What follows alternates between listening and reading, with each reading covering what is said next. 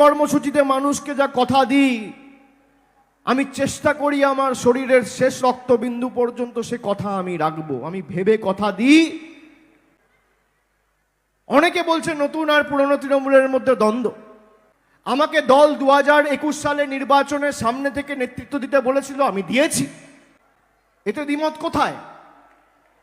হ্যাঁ, আমি বলেছি যে বয়স হলে কর্মক্ষমতা কমে। আমি 2 মাস 2.5 মাস রাস্তায় ছিলাম, নবজোয়ার করেছি। আমার বয়স ছিল 36।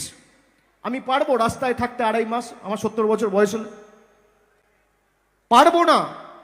এটা সত্যি কথা, এটা আপনাকে মানতে হবে।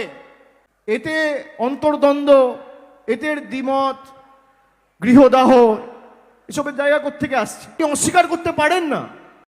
আর বয়স হলে আমাদের কর্মক্ষমতা কমে, এতে অসুবিধা কি আছে?